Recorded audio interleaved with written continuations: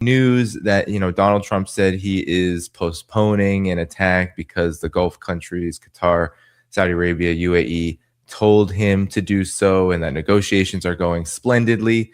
Abbas Araghchi had this to say. He fired back at this, simply citing the recent congressional report. I'm not sure if you have seen it, on the acknowledged losses of dozens of aircraft worth billions, including Iran being confirmed, as Araghchi says here, the first to strike down an F-35.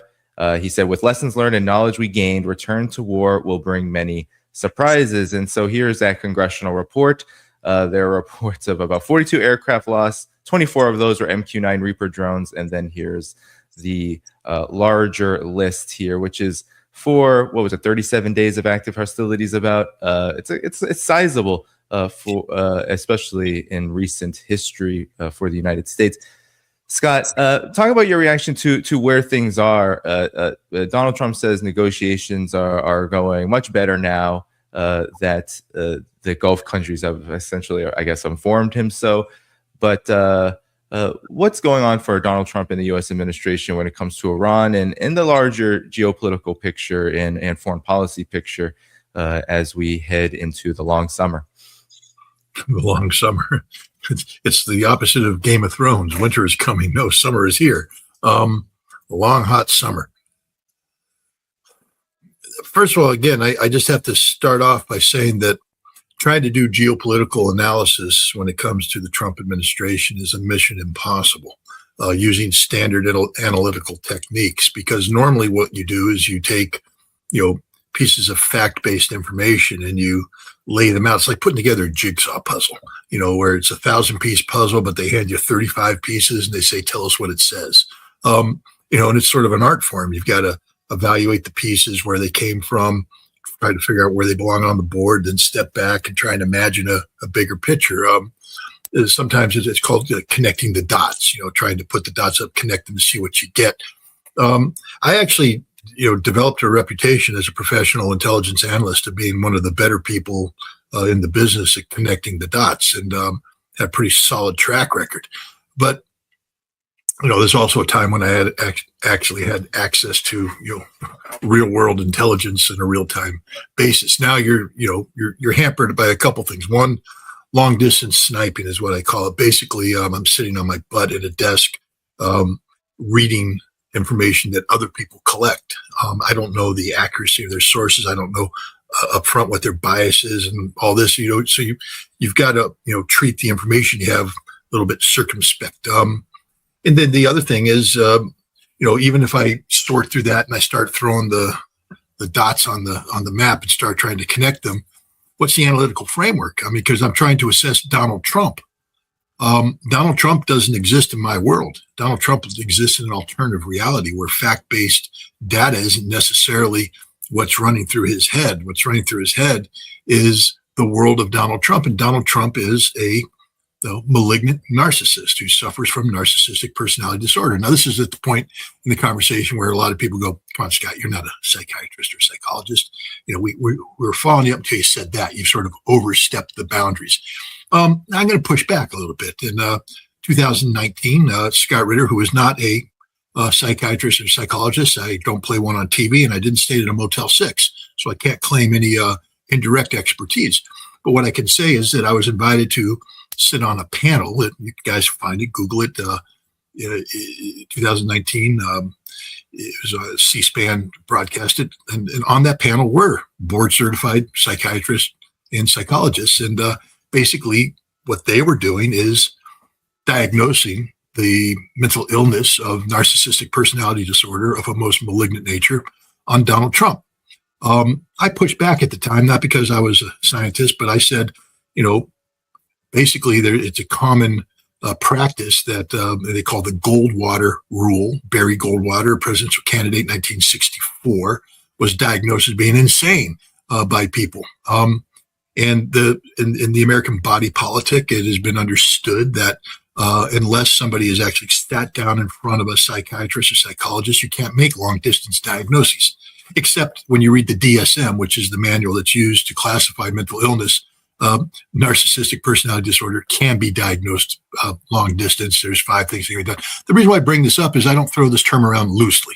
For anybody who's sitting there going, you lost me, pound sand, get the hell out. I don't care. But what I'm telling you is that when you say that Donald Trump is suffers from narcissistic personality disorder, there's no ifs, ands, or buts. He does. Long-range diagnosis. Bandy Lee was a board-certified psychologist, I think with Yale University, led the study. She's been maligned by people because of the Goldwater rule and others. The vindication of Bandy Lee is real. Everything she said is right. Donald Trump is a mentally ill man, a very sick man.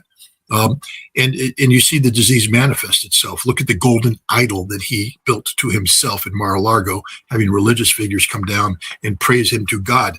He hasn't read the Bible, apparently, because that's sort of what got the Hebrews in trouble, was building golden idols and worshiping false gods. This guy wants his face on Mount Rushmore. How do I begin to assess a man like this? What parameters do I use? You got to get into the mind of this sick man. And therefore, you have to assess, what does he want more than anything else? He wants Donald Trump to succeed. He wants the legacy of Trump to be solid. He wants to promote Donald Trump. And so that's what you have to see. What is he doing and how does it promote Donald Trump? Not what is he doing, how does it promote the national security of the United States or the interests of the American people? He doesn't care. He only cares about Donald Trump. And so he lives in an artificial reality that can be deconstructed almost immediately. For instance, I stopped at 1 hour before the bombs are supposed to fall. It's a straight up lie. Modern warfare doesn't allow that to happen. Just the complexity of modern warfare. Having planned and helped implement a strategic air campaign against Iraq back in 1990, 1991, I have an idea on how these things work and the complexity of putting together a strike package, what has to be done from an intelligence standpoint, from an operational standpoint, from a planning standpoint, how to bring all those pieces together. It's extraordinarily complex, and you don't stop it with a phone call 1 hour before. So Donald Trump is straight up lying too. He says that the reason why he made this very difficult choice is because he received phone calls from the king from Saudi Arabia. We're assuming MBS himself, from Qatar. We're assuming the emir that has been playing around with you, from the United Arab Emirates. They're saying that if you attack Iran, the blowback will be severe, that we will suffer permanent damage to our energy producing, and we don't want that. Okay, but the problem is, you think they made the phone call an hour before or 2 hours before the president chewed on it? These are known statements of fact. These parties have never supported the resumption of this conflict because they understand full well what the ramifications are going to be. Donald Trump never intended to attack Iran. Well, I'll just make that statement one more time. Donald Trump never intended to attack Iran because we can't attack Iran, because we lack the capacity to attack Iran, can't sustain a meaningful air campaign. And if we did so, we'd only get ourselves in a position worse than where we are today. Donald Trump's trying to dig himself out of a hole of his own creation. But he has to do so with political spin. It's about creating perceptions, because perceptions create their own realities, and he lives in an artificial reality. So he needs to create the perception that he is in charge, that he is the decision maker, that the world gravitates around Donald Trump. He is the center of gravity of the entire world, and that his decisions resonate out. And because of him, peace will break out, because he made choices, he made decisions.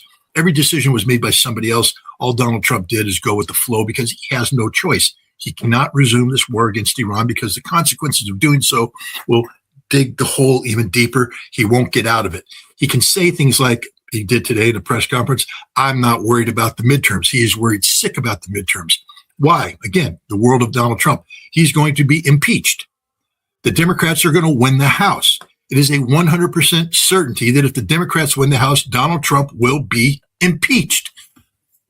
Now, the danger is if he attacks Iran again, the global economy collapses and brings the American economy down, and Donald Trump needs to read history. Maybe somebody will whisper in his ear, it's the economy, stupid. Of course, words put by James Carville on a yellow sticker on the war room of Bill Clinton's campaign in 1992, telling Bill Clinton to stop talking about foreign policy and things the American people don't care about. They only care about one thing, and that's the economy, how much money's in their wallet, how much money's in their bank account, and how they're going to be able to pay for Christmas in the coming Christmas season. That's it. If you focus on that, you'll do well. And Donald Trump is forgetting that rule. I mean, he said straight up, I don't care about affordability issues. Well, you know who does care about affordability issues? 99.99% of America. People like me who live paycheck to paycheck, hoping that they're able to pay the mortgage next month, yet wondering how we're going to pay anything when the cost of living through gas prices alone has gone up to more than $450, $500 a month per person. And yet there we are. So Donald Trump right now lives in an artificial reality where he's trying to spin disaster. He's going to have to make a bad deal, a deal that contradicts everything he says he stands for. And he's going to have to spin it. He's going to have to become the ultimate snake oil salesman. How do you say no nuclear at all? You have to give it to me and then turn around and cut a deal, which he's going to cut, by the way, where Iran gets to keep enrichment. They might have a 10-year moratorium on it, and the 60% goes to Russia, not the United States. How does he spin that? How does he spin the fact that Iran will continue to control the Strait of Hormuz in perpetuity, that there's nothing we can do to alter that? He can't change that. He's going to have to say, oh, I'm the one that made it happen. I'm the one that allowed the oil to flow. I'm the one that did this and the other thing. But in order to do that, he has to operate from a position of perceived strength. And that's what he's doing right now, threatening to attack and then pulling back, not because he's weak, not because he can't do it, but because he made the conscientious decision that America's not going to attack. I listened to my allies. See, he's casting the blame on his allies already. I listened to my allies. That's what's going on. That's my assessment of it. It's a very difficult assessment to make. As I said, in order to do this, you have to get in the mind of a malignant sociopath, a man who has a mental illness, narcissistic personality disorder. There's no debating this. That's what exists. Everybody knows this. It's just that the mouth-breathing MAGA idiots continue to pretend that he's playing 5D chess when he's really just drooling into a cup. Yeah, I mean, I think you're exactly right in terms of this kind of baiting, switching, threatening, pulling back. It's obvious that he and his administration and the U.S., I guess, in Israeli interests that are pushing war are in trouble. But in terms of the narcissism piece, it's like it also is true that he's just not very good at this as a political figure, because I don't know if you see comments like this, Scott.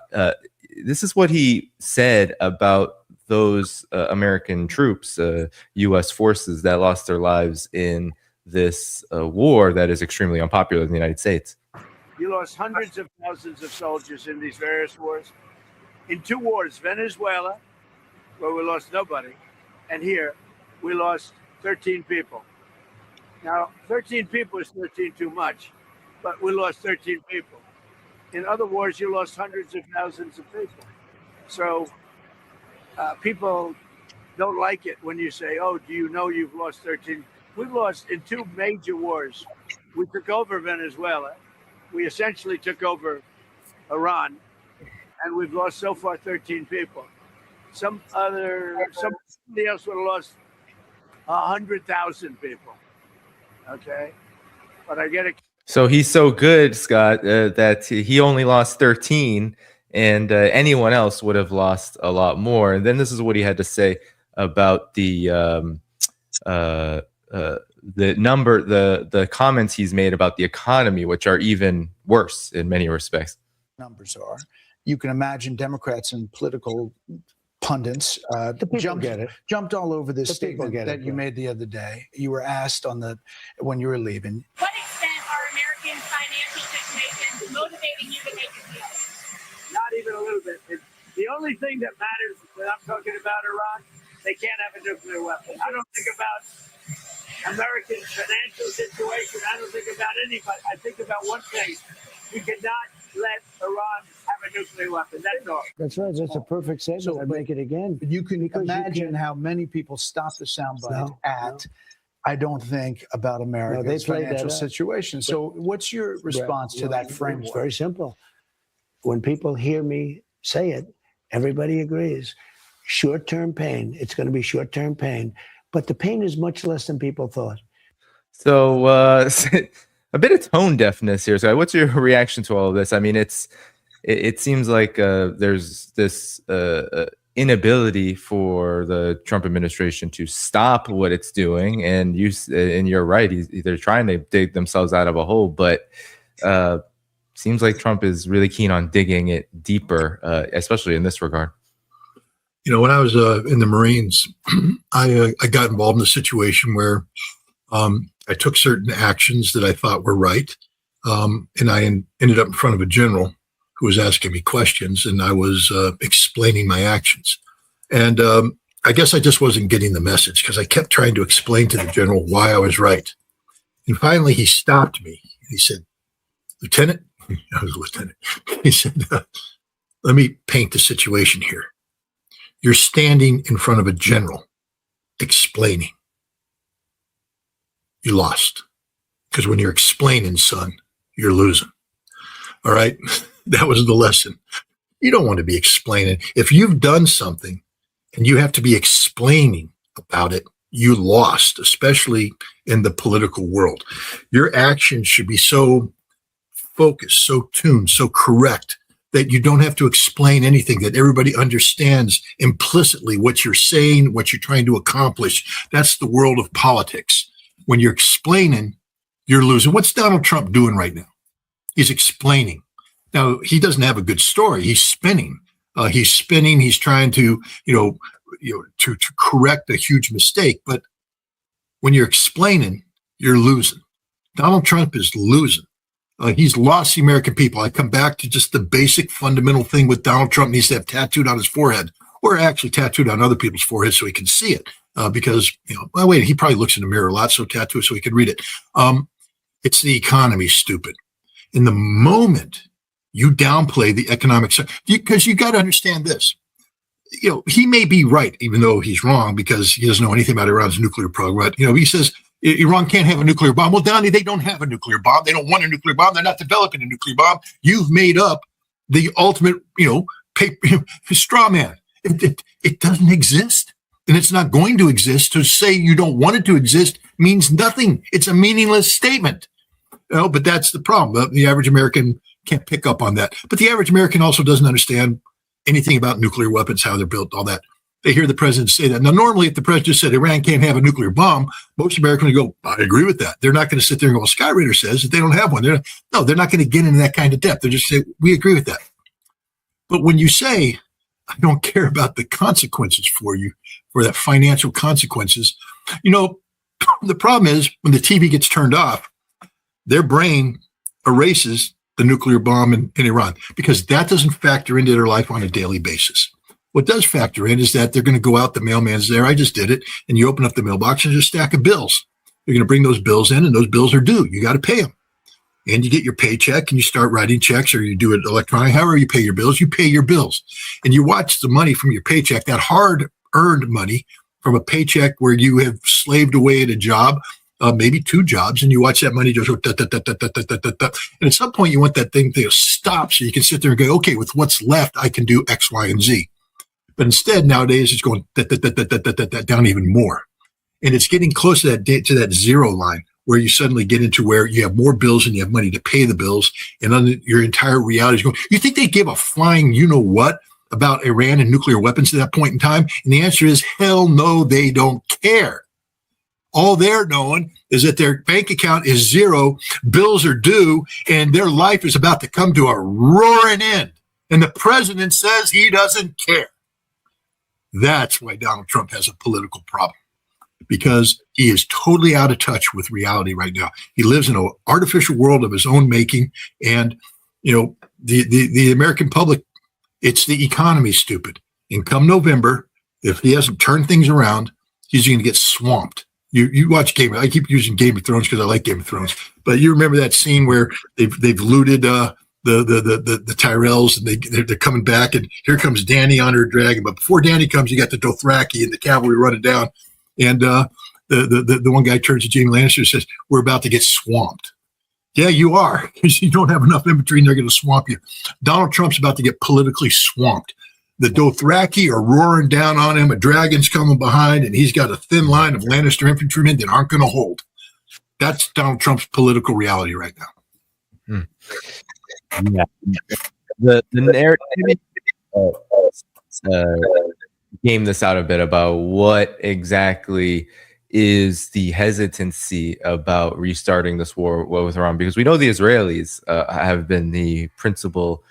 They've been clamoring for this, the principal cheerleaders for this every single day since the ceasefire. The media in Israel has been consistently pushing and pushing and pushing and talking about how escalation. They even said yesterday that escalation preparations are all ready to go, and they're going to, it could be any moment. It's just if, it's when, not if.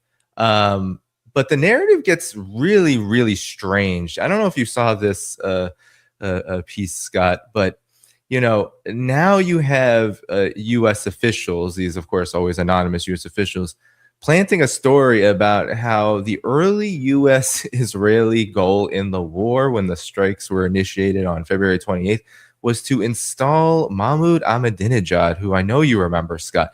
A very strange choice, nonetheless, if his political history was anything to factor in. But they're saying he was going to be the Delcy Rodriguez of Iran, that he had changed and he was working with the Israelis and the United States, and that the strike that Israel fired at his complex where he lives was meant to rescue him from IRGC and instead hurt him, almost, some say almost killed him, but hurt him. And he hasn't been heard from ever since.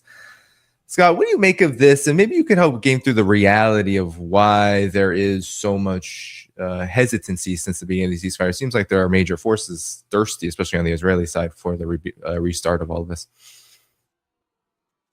With that person, then we'll get to the interesting story of Ahmadinejad. The Israelis have been pushing for a major confrontation with Iran for some time now. And they have been trying to get the United States to participate because the Israelis recognize that they cannot engage Iran militarily by themselves and prevail.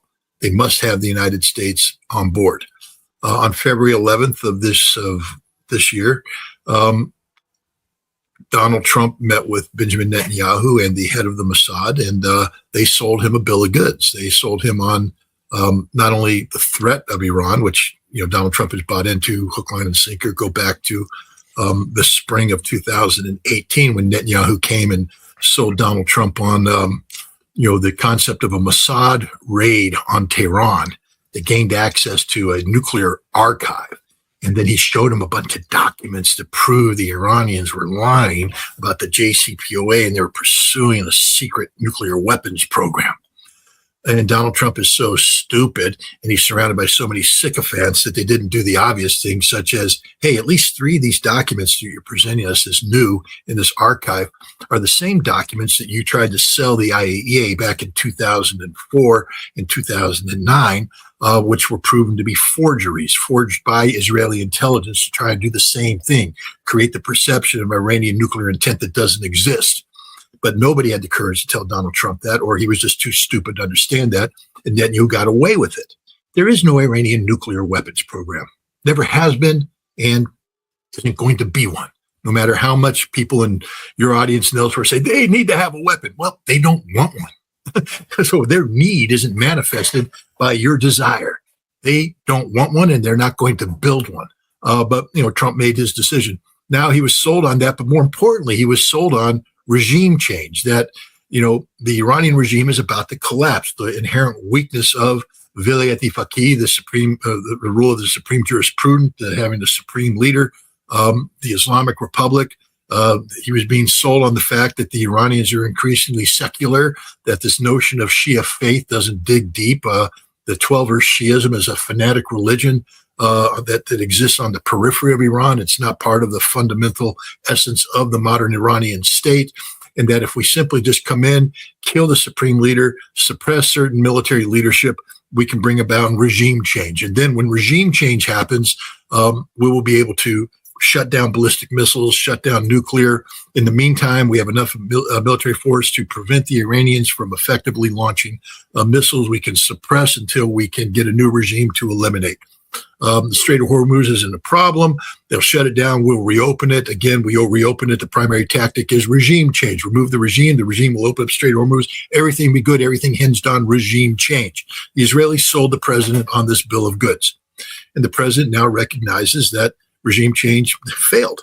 and that they didn't accomplish this, that the regime is actually stronger today than ever before, and therefore all of the other objectives are unattainable. This is the reality. The Israelis sold this to the president, and the president now realizes the Israelis sold him a bill of goods. So where is Israel today? Well, Israel still needs the United States to be involved. Israel is operating under the assumption that it will be able to initiate an action, and through Iranian response, the United States will be dragged back in. That's one of the goals and objectives of this. The problem is the Israelis can't initiate an action without the Americans being complicit in this, because Israel cannot carry out an air campaign against Iran of any significance without close, continuous coordination with U.S. Central Command. And right now, Central Command is shutting that down because we don't want a war with Iran. So where are the Israelis now? Well, first of all, understand that they're getting their asses handed to them in Lebanon. I mean, this is about as embarrassing and humiliating as it gets. Hezbollah is supposed to be defeated, can't continue and sustain the fight, is literally stomping the death out of the IDF. They're beating them on the frontline contact, but now through the introduction of FPV drones, first-person view drones, many of them having fiber optic cable, they're bringing death and destruction 20 to 30 kilometers into the Israeli depth. The Israelis weren't prepared for this. Hint, hint, America. This is your future if you want to go to war against Russia, because you'll not get anywhere. The drones dominate the skies. Israel can't move without dying. And so they're losing Lebanon. Before, the Israelis were saying there could be no, we're going to finish Lebanon. No matter what you want to do with Iran, America, we're finishing Lebanon. It's over. And we played the game. We brought in Barak, who sat down and negotiated with it's supposed to be a Israeli-Lebanon a negotiation, but Hezbollah wasn't part of it. Hezbollah is the only voice that counts in Lebanon today when it comes to Israel, because they're winning. They defeat Israel. And so you have Hezbollah winning, which is supposed to happen, and Israel has no chance of defeating them. We're at the point right now where Israel has to declare defeat. They can't win. They can't prevail. They're getting beat by Hezbollah right now. So that's a big reality. Two, the United States isn't going to play this game anymore. 60% of Americans don't support Israel. And that number is going to get higher and higher and higher. Israel knows. So what did Benjamin Netanyahu do? Benjamin Netanyahu said, in 10 years, we have to cut off our financial ties to the United States. That means the whole enterprise, the whole Thomas Massey, we will outspend you and buy American democracy enterprise is going away, because Israel recognizes that while you may be able to vote out Thomas Massey in the long term, the enterprise is going to collapse. So they need an additional source of funding. Where are they going to get their money? Well, it's not going to come from the inherent economic strength of Israel, which was supposed to happen with the Abrams Accord combined with the India, Middle East, European Economic Corridor. That's not going to happen. None of that's going to happen. So where does Israel get its replacement for American largesse? The answer is the United Arab Emirates. Netanyahu has admitted he traveled to the UAE during the war. Israel has sent troops to the UAE to protect them with air defense. And the UAE has pulled out of OPEC Plus and has gone on its own to sell maximum amounts of energy on the market to do what? To underwrite the Israeli security architecture that will replace the failed American architecture over the United Arab Emirates. And this vehicle, Israel UAE, will be used to sustain the conflict against Iran. That's their theory. That's their bet. The problem are the Iranians, who have just basically come out and said, we will terminate the UAE's existence as a viable modern nation state on day one if the conflict begins. And it's very easy to do. You shut down energy production, very vulnerable to that. You shut down desalination plant, no water. Right now it's 50, 54 degrees in Abu Dhabi and Dubai. You don't have drinking water, you die. And you shut down power generation, which means no air conditioning. So basically the UAE, which has sold itself as one of the most technologically, societally modern societies in the region, will die. The Iranians say, we'll bring you back to the age of the camel, which is true. If you take out water, you take out energy, they got nothing. And this will happen instantaneously. The Iranians have said that once this starts, they will begin wave after wave every hour firing nonstop missiles and drones against an entire spectrum of targets, inclusive of energy targets and desalination plants in the UAE. It'll go for hour after hour, day after day, week after week, and Iran has the forces to sustain this. America, at best, can continue a conflict on the scope and scale of the 37-day war for a week. Then we run out of everything. We run out of long-range standoff strike weapons. We run out of air defense, and the Iranians will not run out of it. This is the reality. This is why the United States can't attack Iran. because to do so, it's not just a temporary reduction of energy production capacity going to market. It's the permanent elimination of significant quantities of energy going to market. And there's nothing to replace it in the global energy. So you will get a collapse of the global economy. And we're talking about when you cut off this much oil, refineries stop working. When they stop working, they go away. Pipelines cease to function. They go away. The entire infrastructure that the globe needs to survive starts to crash because we can't keep the energy in that the world needs. And you start having these deficits, economies collapse, and it's a spinning, spiraling effect. And we come back then to the United States and the American consumer. It's the economy, stupid. And the president better understand that. And I think he does. This is why he's not going to attack Iran, because to attack Iran is the financial collapse of the region, the world, and the United States. And it's the end of him politically. That's all he cares about. This is a narcissist. He needs, when he finishes his presidency, to be able to say, I was the greatest president that ever walked the face of the earth. And he needs to surround himself with people who will repeat that to him. And he will build monuments to himself and all that. But his presidency is going to end differently. He's going to be impeached, and he's going to be convicted, and he's going to be put on trial. He'll be thrown out of the White House in disgrace. And when that happens, the Democrats will go in for the kill. They will dismantle Trump's industry. They'll find out about all the crimes that are being committed right now, every crime being committed. Jared Kushner is going to jail. His daughter is going to jail. Steve Witkoff's going to jail. Everybody who has profited from this corrupt enterprise called, the Trump administration will go to jail. The people who are betting, shorting the energy market, going long on the energy market, timing it to the social media accounts of Donald Trump, they will go to jail. There will be a total cleansing of the House. And that's it for the Trump legacy. He was upset with New York when, after he got elected president, he remember driving into Manhattan. You come down to, the Hudson, Henry Hudson, and then it turns into the river. And you look to your left, and they had a whole host of buildings. They all say Trump, Trump, Trump, Trump. And after he got elected, they all took it down because Trump didn't own a single one of those buildings. He just branded them. He said, put the Trump name up there and people will come. But the problem is he got elected and everybody went, we hate you, Donald Trump. And so they took it down because it was a bad brand. The Trump brand is going to be over, finished, destroyed. He will go to jail. His family will go to jail. And he sees this. This is the writing on the wall. It's inevitable unless he could get a miracle. And the miracle begins with not bombing Iran, not digging the hole deeper.